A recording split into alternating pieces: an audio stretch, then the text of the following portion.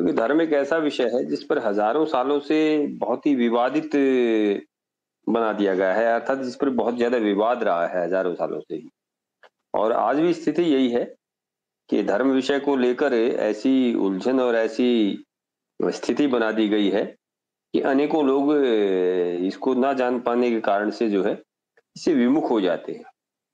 वो समझ नहीं पाते हैं कि धर्म क्या है, किसे कहें, धर्म और अधर्म में अंतर कहाँ है, ये धर्मनिरपेक्षता बीच में कहाँ से आ गई।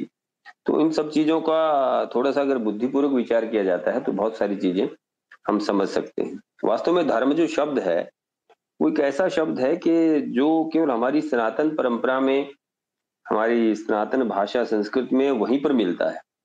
इसका सही सही पर्यायवाची शब्द जो है वो संसार की किसी भी भाषा में लगभग जो है उपलब्ध नहीं है। इसके अल्टरनेट या इसके कुछ पर्यायवाची शब्दों को लाने का प्रयास किया गया, उसकी कुछ जो है उसके अर्थों को वो भले ही उसमें सम्मिलित कर लेते हो, लेकिन मोटे तौर पर कोई भी ऐसा शब्द नहीं है जो इसको ठीक ठीक रिप्रेजेंट कर सके। और जो दुनिया भर में प्रचलित जितने धर्म के नाम पर जो शब्द हैं, जैसे सबसे ज्यादा पॉपुलर तो रिलीजन है, पंथ है, मजहब है। सबसे ज्यादा मजहब और रिलीजन शब्द दुनिया भर में प्रचलित हैं इसके पर्याय के रूप में। लेकिन वास्तव में वो शब्द जो है कहीं पर भी धर्म शब्द को व्याख्यात नहीं करते हैं, या धर्म शब्द का सही सही रूप उनमें आ नहीं पाता है, इसीलिए लोग इसको समझ भी नहीं पाते हैं। वास्तव में धर्म का एक तो बड़ा सीधा सा जो हमारे शास्त्रों के अनुसार भी है और वैसे भी देखा जाए तो सामान्यतः तो वस्तु के स्वभाव को ही धर्म कहा जाता है। वो सबसे एक उपयुक्त परिभाषा मानी जाती है कि जैसा वस्तु का जो स्वभाव है, जैसे अग्नि है, जल है, अग्नि का जैसे उष्णता उसका स्वभाव है और उसका वो स्वभाव ना रहने के कारण से उस वस्तु के अस्तित्व पर ही संदेह हो जाता है। तो इसलिए मानव के लिए धर्म की जो, अगर इसी के अनुसार अगर मानव के लिए धर्म माना जाए तो वो कहा जा सकता है कि जिन गुणों की अनुपस्थिति मानव में अनिवार्य है वे ही उसके धर्म है। अर्थात जिन गुणों का होना, जिन गुणों के बिना मानव मानव ना रह के, मनुष्य मनुष्य ना रह के वो जो है मनुष्य से नीचे चला जाता है, या मनुष्य से नीचे की श्रेणियों में दूसरे जीव जंतुओं की श्रेणी में पहुंच जाता है। कुछ लोगों के बारे में जैसे कहा जाता है ना कि ये तो बिल्कुल पशुओं जैसा इसका व्यवहार हो गया है, या ये आपकी हरकत तो जो है पशुओं जैसी है। तो ऐसे गुणों का जिससे वो मनुष्य की तरह से मनुष्य ही रहे, तो ऐसे गुणों का होना ही जो है वो उसके धर्म के अंग माने जाते हैं। वैसे हमारे जो शास्त्रों में भी आता है, धर्म एक प्रकार से जो है संस्कृत की धातु है, धारण करने से इसका बना है। धारणा धर्मित्या धर्मो धारेते प्रजहा, धारण किए जाने से ही धर्म है। जो धारण किया जाए वही धर्म है। हमारे वैशेषिक दर्शन में इसका आता है कि अविद्यो निश्चय से सिद्धि, अर्थात जिससे इस लोक में भी और अर्थात वर्तमान के जीवन में भी और वर्तमान के जीवन के बाद भी जो जीवन है या जो भी परिस्थिति बनती है उसमें भी व्यक्ति का उत्थान हो। अर्थात वे सारे गुण, वे सारे उसकी कार्य, वे सारी उसकी विशेषताएं वो धर्म के अंतर्गत आती हैं, जो उसके वर्तमान जीवन को भी उन्नति की ओर ले जाती हैं और जो उसका भावी जीवन है, आगे आने वाला जीवन है, पुनर्जन्म के बाद जो जीवन है उसको भी जो है वो उन्नत बनाती है, अर्थात उसके लिए भी उसका उपयोग है। तो वो सारी चीजें धर्म के अंतर्गत आती हैं। धर्म के लक्षणों के बारे में मनुस्मृति में भी दिया गया है। धृति समाधमोस्ते शौचम इंद्रिय निग्रह धीर विद्या धीर विद्या दशकम क्रोधो दशकम धर्म लक्षणम। तो ये 10 लक्षण भी जो है धर्म के मनु महाराज ने बताए हैं, वो भी इसी प्रकार के हैं जो प्रत्येक मानव मात्र के लिए हैं। जबकि धर्म का जो प्रचलित अर्थ है रिलीजन और मजहब के नाम पर, वो केवल एक मत पंथ संप्रदाय के अंतर्गत आ जाता है, उसको धर्म नहीं कहा जा सकता है।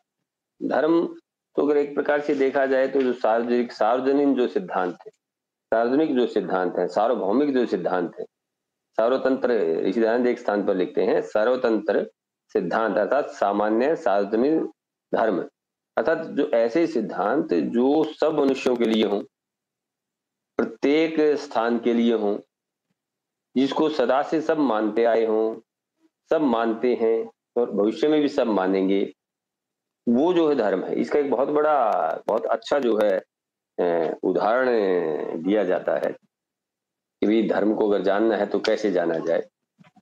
तो कहते हैं कि एक इसका उदाहरण है कि मान लीजिए अनेकों जो है लोग अपने अपने मत पंथों के सिद्धांतों को लेकर बैठे हुए हैं और एक व्यक्ति जाता है और प्रत्येक से पूछता है किसी एक विषय को लेकर के, तो जिसको सब के सब लोग जिसको स्वीकार करें वो जो है धर्म कहलाता है, वो धर्म के अंतर्गत आता है। जैसे सब कहें कि भी सत्य बोलना, तो उसको सब के सब स्वीकार करेंगे।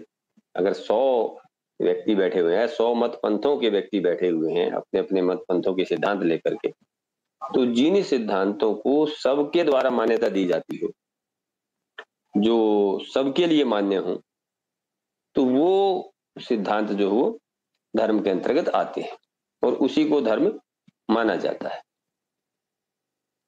इसको और अच्छे से परिभाषित करते हुए ऋषि दयानंद ने लिखा है कि जो पक्षपात रहित न्यायाचरण, सत्य भाषण आदि युक्त, ईश्वराज्य वेदों से अविरुद्ध है, वो धर्म है। अर्थात पक्षपात युक्त होना उसका जरूरी है। किसी प्रकार का अगर स्वार्थ, अन्याय उसके अंतर्गत होगा तो वो धर्म नहीं कहलाता है। धर्म तो वही कहलाता है जहां सत्यता हो, जहां न्याय हो, तो वो धर्म कहलाता है। जहां अन्याय होता है वो अधर्म नहीं होता है। तो ये तो मोटे तौर पर जो है धर्म को जानने का जो है कि हम कहते हैं कि इस प्रकार से जो है परिभाषित किया जा सकता है कि जो सत्य सिद्धांत हैं, जो न्याय पर आधारित है, वो धर्म के अंतर्गत आता है। उन्हें उसको जो है धर्म माना जा सकता है। जो सार्वजनिक सिद्धांत हैं, जो सार्वभौमिक सिद्धांत हैं, वो धर्म के अंतर्गत आते हैं। लेकिन इसके विपरीत अब वो भी जानना हमारे लिए आवश्यक है कि धर्म के नाम पर प्रचलित क्या है। अगर धर्म के नाम पर प्रचलन में देखा जाए तो अनेकों मत, पंथ, रिलीजन, मजहब आदि जो बने हुए हैं उनको भी धर्म मान लिया जाता है, जबकि वो कभी न कभी किसी कालखंड में किसी व्यक्ति के द्वारा उन सिद्धांतों को चलाया जाता है, शुरू किया गया होता है। किसी व्यक्ति के द्वारा जो है उनको स्थापित किया हुआ होता है, तो वो उस व्यक्ति की अपनी योग्यता, अपनी क्षमता, अपनी अगर कहें कि अपनी रुचि और अपने उस देश काल, उस समय की परिस्थिति के अनुसार जो उसके निर्णय लिए हुए होते हैं वो धर्म मान लिए जाते हैं, जबकि वास्तव में धर्म नहीं है। वो तो उनका अपना मत है, वो धर्म नहीं, इसीलिए उसको मत कहा जाता है, मत पंथ कहा जाता है कि ये उनका अपना मत है, ये सार्वभौमिक सार्वजनिक नहीं है, ये धर्म नहीं है। ये तो केवल कोई मजहब है, रिलीजन है, कोई मत पंथ है, कोई संप्रदाय है, ये धर्म नहीं हो सकता है। धर्म का अगर फिर अगर उसको हम और देखने का प्रयास करें तो उसमें मुख्यतः 2 भाग आ जाते हैं। एक नैतिक शिक्षाओं का समावेश उसमें आ जाता है जो आचरण से संबंधित होता है, और ये भी निश्चित है कि धर्म का जो है आचरण से बहुत गहरा संबंध है। अगर आचरण में वो चीजें ठीक नहीं है तो वो धर्म के अंतर्गत नहीं आ सकती। इसलिए धर्म के बारे में कहा गया कि वो जो आचरण में ना लाया जा सके वो धर्म के अंतर्गत नहीं होता है। दूसरा एक और भी है कि ये जो मत पंथ, मजहब आदि के द्वारा जो चीजें चलाई जाती हैं वो केवल अपने एक एक समूह के लिए जो है इसका उद्देश्य होता है, एक समूह को संचालित करने का उद्देश्य होता है, जबकि धर्म का कोई ऐसा उद्देश्य नहीं होता है। धर्म का उद्देश्य तो संपूर्ण मानव जाति, केवल संपूर्ण मानव जाति ही नहीं अपितु संपूर्ण जो सृष्टि के पदार्थ हैं, चाहे वो जीव जंतु हों, चाहे वो अन्य प्रकृति की चीजें हों, उन सबका जो उसमें समावेश किया जाता है। सबके लिए उसके सबके संरक्षण और सबके उत्थान और सबके सहअस्तित्व को चलाए रखने के लिए ही जो है वो धर्म का कार्य होता है। दूसरा, एक बहुत बड़ी भ्रांति जो है इन मत पंथ मजहबों के कारण से फैली हुई है कि धर्म और विज्ञान जो हो परस्पर में विरोधी है। धर्म विज्ञान को जो है स्वीकार नहीं करता है। क्या विज्ञान जहां पर है वहां धर्म नहीं टिक सकता है? या धर्म जहां पर होता है वह विज्ञान का जो है वो अस्तित्व नहीं रहता है, या उसको समर्थित नहीं किया जाता है, उसका समर्थन नहीं किया जाता है, बल्कि विज्ञान के वो विरोध में चला जाता है। लेकिन वास्तविकता ऐसी नहीं है। वास्तविकता ये है कि धर्म और विज्ञान एक दूसरे के विरोधी हैं ही नहीं, हो ही नहीं सकते। धर्म और विज्ञान एक दूसरे का विरोध नहीं करते हैं, वो एक दूसरे का सहयोग होता है, क्योंकि धर्म वही होता है जो पूर्ण रूप से विज्ञान सम्मत होता है। और इसीलिए मनुस्मृतिकार भी लिखते हैं कि जिसका तर्क द्वारा अनुसंधान कर लिया गया है वह धर्म होता है। धर्म की प्रत्येक बात जो है वो तर्क से, बुद्धि से उसका अनुसंधान कर लिया जाता है, उसको जांच परख लिया जाता है, वो धर्म के अंतर्गत आता है। जिस प्रकार से विज्ञान भी, वैज्ञानिक भी जो है अपने तर्क से, प्रमाण से चीजों को अपनी कसौटी पे रिसर्च करके तब उसको जो है स्वीकार करता है, इसी प्रकार से धर्म के अंतर्गत भी तर्क, अनुसंधान आदि के द्वारा जो है उन्हीं चीजों को वो स्वीकार्य होते हैं। इसलिए किसी भी प्रकार से धर्म जो हो विज्ञान का विरोधी नहीं है, क्योंकि धर्म तो मानव कल्याण के लिए है, विज्ञान का उद्देश्य ही मानव कल्याण है। तो धर्म विज्ञान का विरोध में हो ही नहीं सकता। जो सिद्धांत तर्क से, प्रमाण से पुष्ट ही नहीं होते वो धर्म के अंतर्गत नहीं आते हैं। हाँ, मत पंथों में ऐसी परंपराएं अनेकों हो सकती हैं कि जिनका लॉजिक से कोई लेना देना ना हो, जिनका अगर कहें तो तर्क से कोई लेना देना नहीं है, केवल इसलिए किसी कालखंड में वो प्रारंभ कर दी गई और कहा गया कि केवल जो है ये एक फेथ की बात है, उसको जो है स्वीकार कर लेना चाहिए, उसी रूप में स्वीकार कर लेना चाहिए। लेकिन धर्म में ऐसी बात नहीं है। वहां तो जो भी धर्म का सिद्धांत है या जो भी धर्म के परिप्रेक्ष्य में कहा जाता है वो सारा का सारा एक प्रकार से विज्ञान सम्मत और एक प्रकार से पूर्ण रूप से तर्क आदि की कसौटी पर खरा उतरता है। जबकि मत पंथ मजहबों में परंपराएं इस प्रकार की चलती हैं कि जहां कहा जाता है केवल विश्वास कर लिया जाए, केवल विश्वास या फेथ जिसे कहा जाता है, बिलीफ जिसे कहा जाता है, केवल वो अगर है तो वही पर्याप्त है। वो चीज है, ठीक है, नहीं है, तर्क की कसौटी पर उसे कसा जा सकता है, नहीं कसा सकता है, प्रमाणों से पुष्ट किया जा सकता है, नहीं किया जा सकता है, उस बात को जो है पर ध्यान नहीं दिया जाता है। तो इसलिए ये जो है धर्म और मत पंथ मजहबों में जो है अंतर होता है। अब जितने भी संसार भर में प्रचलित मत पंथ मजहब आदि हैं, हिंदुओं में अनेकों मत हैं, मुस्लिम मत है, ईसाई मत है, बौद्ध मत है, चाहे जैन मत है।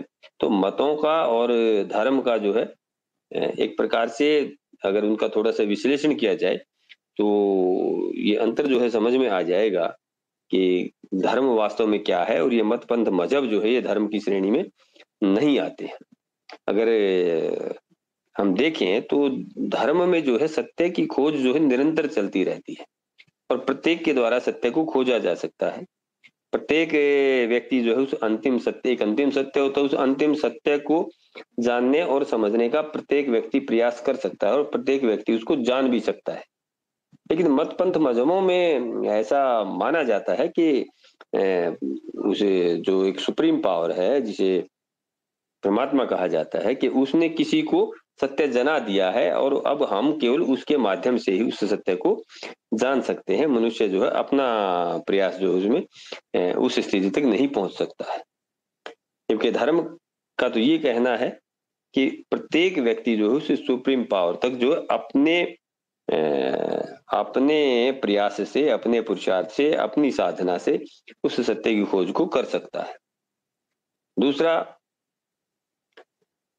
विज्ञान सम्मत तो है ही धर्म, और जबकि जो मत पंथ मजहब आदि हैं वो किसी पुस्तक आदि पर केवल आधारित होते हैं या किसी पैगंबर या किसी अन्य का ही जो है वो मान किया जाता है कि केवल वही उसने जो कहा गया है वही सत्य है और उसके अलावा जो है और सत्य नहीं हो सकता है।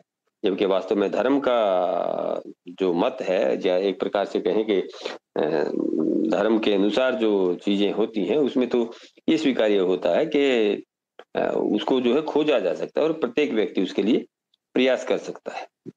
दूसरा एक और भी बहुत बड़ा अंतर है कि धर्म के अंतर्गत जो है जो प्रकृति है हमारी पूरी उस प्रकृति के साथ सह अस्तित्व की भावना जो है लेकर के चली जाती है, चला जाता है। अर्थात जितने भी जीव जंतु हैं जो प्रकृति है वो मनुष्यों के सहयोग और उनका सह अस्तित्व है। वो ऐसा माना जाता है कि इनका अधिकार भी वही है जो पृथ्वी पर मानव जाति का है। जितना अधिकार मानव जाति का है उतना ही अधिकार पशु पक्षी पेड़ पौधे जीव जंतु सबका है। जबकि मत पंथ मजहबों में अक्सर देखा जाता है कि वहां केवल मनुष्य के अधिकारों की बात की जाती है या इन सब चीजों का जो है मनुष्य के उपभोग के लिए ऐसा बना दिया जाता है कि इनका ये सब चीजें उपभोग के लिए बनाई गई हैं। इनका उद्देश्य मनुष्य का के द्वारा उपभोग करना है। तो इसलिए वो उससे उसकी उस भावना को लेकर ही वो अधिक से अधिक उनके शोषण और उनके जो है उपभोग में ही लगा रहता है। और जब से ही हजारों सालों से मत पंथ मजहबों का जो उदय हुआ है प्रकृति का भी सबसे ज्यादा ह्रास और विनाश तब से ही देखने में आया है। वास्तव में जो धर्म की जो मर्यादा है वो इन सबके लिए जो है सहअस्तित्व की मर्यादा है। सबके लिए निरंतर परस्पर में एक दूसरे का साथ लेकर के चलने की मर्यादा है। दूसरा एक और भी बहुत बड़ा अंतर धर्म के अंतर्गत माना जाता है कि जितना भी जो सनातन धर्म है या जिसे धर्म की श्रेणी में कहा जा सकता है वो एक प्रकार से कर्मवाद पर आधारित है कि व्यक्ति का जो भावी जीवन है व्यक्ति के भावी जीवन का आधार जो है उसके कर्म बनते हैं। वो जिस प्रकार के कर्म करता जाता है उस प्रकार के ही उसके जो है भावी जीवन बनता बनता चला जाता है या बनता है। लेकिन जो मत पंथ मजहब आदि हैं उनमें व्यक्ति के भावी जीवन का आधार जो है उनके जो मतों के संचालक हैं या जो उनके मत के जो सिद्धांत हैं केवल उन पर उनके विश्वास पर निर्भर करता है। उनका मानना है कि हमारा जो मत पंथ मजहब आदि है इसके इस सिद्धांत पर जो जितना ज्यादा अडिग है या जितना ज्यादा उसने किसी पैगंबर को किसी गुरु को या किसी अन्य को जितना ज्यादा अर्थात उनके भावी जीवन का आधार उनकी गवाहियां हैं या उनका गुरु के प्रति समर्पण है। गुरु पैगंबर आदि जो भी है कि उसके प्रति केवल समर्पण ही उसके भावी जीवन का आधार है। जबकि धर्म का मानना यह है कि व्यक्ति के कर्म जो है उसके भावी जीवन का आधार होता है। उसके कर्म जो है भावी जीवन का आधार होना चाहिए। तो इस प्रकार से जो है धर्म एक प्रकार का ऐसा जो है स्थिति है कि जहां केवल मनुष्य के कल्याण की ही बात की जाती है, सृष्टि के कल्याण की ही बात की जाती है, जीव जंतु पशु पक्षियों के कल्याण की ही बात की जाती है। और धर्म केवल एक ही होता है। मानव मात्र के लिए धर्म एक होता है। धर्म एक से ज्यादा हो ही नहीं सकता है क्योंकि जो मनुष्य के उत्थान का जो मार्ग है वो एक निश्चित मार्ग होता है। मनुष्य का उत्थान जो है उन सिद्धांतों पर चलकर होता है और मनुष्य निरंतर जो है उन सिद्धांतों पर चलता है तो वो उन्नति के पथ पर बढ़ता चला जाता है। लेकिन कालांतर में आकर के क्या हुआ कि धर्म जो कि एक प्रकार से आचरण और नैतिक शिक्षाओं पर उसका जो है मुख्य जो बिंदु माना जाता था उसमें ऐसे ऐसे कर्मकांड और विश्वास आदि समाविष्ट हो गए जिनकी उपयोगिता संभवतः किसी समय किसी देश काल परिस्थिति में थोड़ी बहुत रही हो लेकिन वो सार्वभौम सार्वजनीन तथा सार्वकालिक कदापि नहीं कही जा सकती। तथा सार्वभौम का मतलब जो पूरी सब मनुष्यों के लिए हो, सार्वजनीन जो हर प्रकार से जो है जितना भी समूह है मनुष्यों के उन सबको के लिए मान्य हो, सार्वकालिक हर काल में हो। जैसे कोई कहे कि भाई माता पिता की सेवा करना युवावस्था में विवाह करना, सत्य बोलना, परोपकार करना, ये सार्वकालिक सिद्धांत है, तो ये धर्म के अंतर्गत आते हैं। इस प्रकार से अगर हम देखते हैं तो धर्म जो हो एक ही होता है, धर्म अनेक नहीं हो सकते। मत, पंथ, मजहब, संप्रदाय आदि अनेक हो सकते हैं, लेकिन धर्म अनेक नहीं होते हैं, धर्म केवल एक ही होता है। अब मत, पंथ, संप्रदाय विभिन्न भिन्न होने के कारण से अब धर्म के विपरीत जो चीज होती है वो अधर्म के अंतर्गत आ जाती है। जो धर्म के सिद्धांतों के विपरीत है वो अधर्म के अंतर्गत आती है, उसको अधर्म कहा जाता है। और जैसे मान लीजिए अहिंसा जो हो धर्म है, अहिंसा धर्म है, लेकिन इसके विपरीत हिंसा जो हो वो अधर्म के अंतर्गत आ जाएगी। लेकिन हमने इस मत, पंथ, मजहब आदि को धर्म मानने के कारण से ही क्या होता है कि पशुओं की बलि को भी धर्म मान लिया जाता है, जबकि पशुओं की बलि तो धर्म नहीं हो, क्योंकि वो तो हिंसा है। और हिंसा, जब अहिंसा धर्म है, नॉन वायलेंस धर्म है, तो हिंसा धर्म कैसे हो सकती है? वो तो अधर्म के अंतर्गत आएगी। लेकिन मत, पंथ, मजहबों को धर्म मान लिया और इनको धर्म कहा जाने लगा, तब से जो है जो चीजें अधर्म में थी वो जो है धर्म का अंग मान ली गई, क्योंकि वास्तव में वो धर्म नहीं है, वो केवल अधर्म है। और यही दोनों को, इस मत, पंथ, मजहब को ही धर्म मानने के कारण से और धर्म के विरुद्ध जो क्रियाएं हैं उनको भी धर्म मान लेने के कारण से ही धर्मनिरपेक्षता का जन्म होता है। वास्तव में धर्मनिरपेक्षता जो है और सांप्रदायिकता, इन दोनों में कोई अंतर नहीं है। धर्मनिरपेक्षता और सांप्रदायिकता एक ही चीजें हैं। कैसे एक चीज? जैसे सांप्रदायिकता में किन्हीं सिद्धांतों, किन्हीं मान्यताओं, किन्हीं रूढ़ियों, किन्हीं विश्वासों के प्रति जो है एक प्रकार का अंधविश्वास पनप जाता है कि नहीं यही ठीक है, और वो किसी प्रकार से जो है पूरा ग्रह से ग्रसित होकर केवल उसको ही ठीक मान करके केवल उसी पर चलने का एक प्रण ले लेता है या संकल्प होता है, और सत्य की खोज के लिए प्रयास ही नहीं किया जाता है। इसी प्रकार से धर्मनिरपेक्षता में भी धर्म के जो विपरीत चीजें हैं उनको भी धर्म मान लिया जाता है, और जब धर्म के विपरीत चीजें हैं जब उनको भी धर्म मान लिया जाता है तो फिर जो है वो स्थिति उसी प्रकार की विरोधाभास की हो जाती है कि जहां हिंसा भी धर्म है और अहिंसा भी धर्म है। तो जब हिंसा भी धर्म और अहिंसा भी धर्म हो गई तो ऐसी ऐसी विरोधाभास की स्थिति को ही धर्मनिरपेक्षता कहा जाता है। वास्तव में धर्मनिरपेक्षता जिस सेंस में प्रचलित है, वहां धर्मनिरपेक्षता जो है एक प्रकार से व्यक्ति को धर्म से दूर कर देती है। धर्म व्यक्ति की उन्नति का मार्ग है, धर्म ऐसे सिद्धांतों का समूह है जो व्यक्ति को निरंतर उन्नति के पथ पर आगे बढ़ाता है, जो संसार भर की सब प्राणियों, सब जीव जंतुओं, सब प्रकृति को जो है सहअस्तित्व की बात करता है। वहां उसे धर्म के विपरीत चीजों को भी जब धर्म मान लिया जाता है या उससे दूर हो जाता है तो वो धर्मनिरपेक्षता के अंतर्गत आ जाता है। अर्थात जहां दो विरोधाभासी बातों को एक साथ मान करके चला जाता है, जहां विरोधाभास दो विपरीत चीजें हैं उन दोनों को सत्य मान लिया जाता है। अब दोनों दो विपरीत चीजें जो है सत्य नहीं हो सकती हैं, इसलिए धर्मनिरपेक्षता एक प्रकार का छलावा या एक प्रकार से अगर कहें तो ये विरोधाभास में जीने की स्थिति है। जबकि धर्म व्यक्ति को एक निश्चित मार्ग देता है, उससे विपरीत चलना अधर्म के अंतर्गत आ जाता है।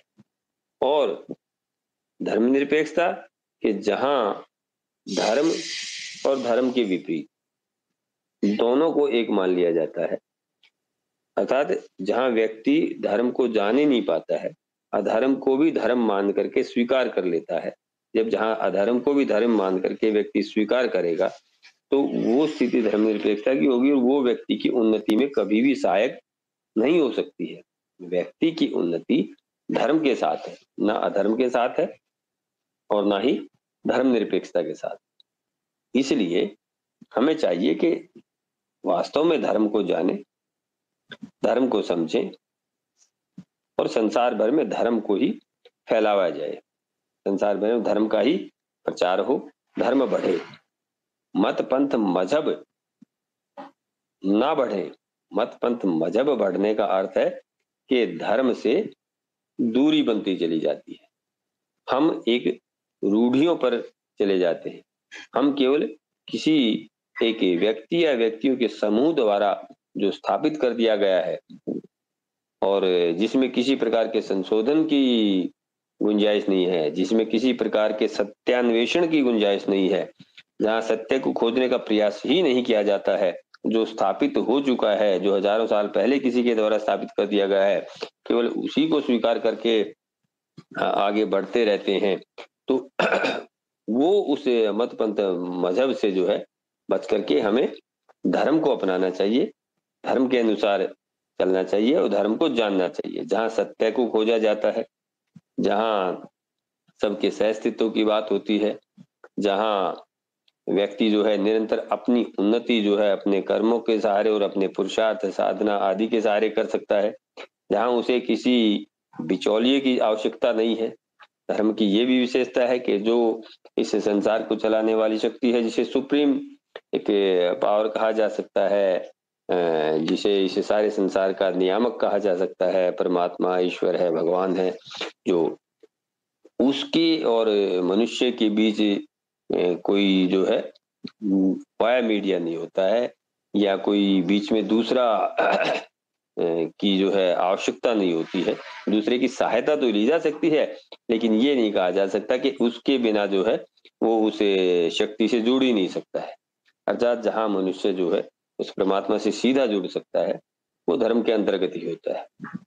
जबकि मत पंथ मजहबों में उसे परमात्मा से जुड़ने के लिए भी एक बीच में माध्यम बना दिया जाता है, और वो माध्यम जो है उसे जुड़ने ही नहीं देता है, अपितु उसे उससे दूर कर देता है। तो इसलिए हमें निरंतर धर्म के प्रचार और धर्म को बढ़ाना और धर्म के ही अनुसार अपने कार्यों को आगे ले जाना चाहिए और अधर्म से बचना चाहिए। कुछ लोग कहते हैं कि नहीं, धर्म की आवश्यकता नहीं है, ये नहीं है।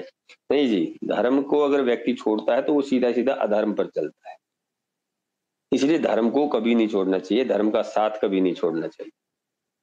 धर्म को छोड़ता है तो व्यक्ति अधर्म पर चलता है, इसलिए हमें धर्म पर चलना चाहिए, धर्म के साथ हमेशा रहना चाहिए, धर्म को अपनाना चाहिए और अधर्म से तो बचना ही बचना है, साथ साथ धर्म निरपेक्षता से भी बचना है, क्योंकि धर्म निरपेक्षता भी हमें जो है धर्म से दूर करती है, वो भी अधर्म को मानने को विवश कर देती है, उसमें भी हम अधर्म का पालन करने लग जाते हैं, हम अन्याय को सहन करने लग जाते हैं, हम असत्य को सत्य मान बैठते हैं, हम जो है ऐसी परंपराओं को जो धर्म के विपरीत हैं उनको भी जो है धर्म मान बैठते हैं।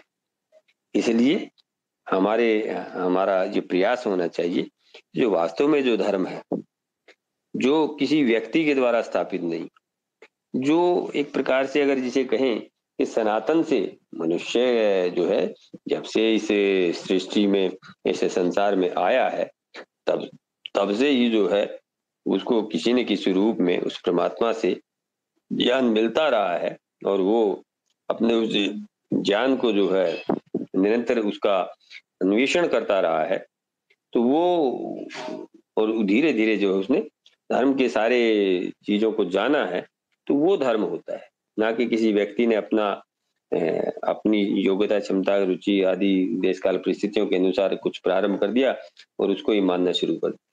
तो इसलिए हमें चाहिए कि हम धर्म को अपनाएं, धर्म के साथ चलें और इसे धर्म निरपेक्षता की स्थिति को भी छोड़ें, अधर्म को भी छोड़ें, बिल्कुल धर्म को जाने और धर्म के अनुसार ही चलें।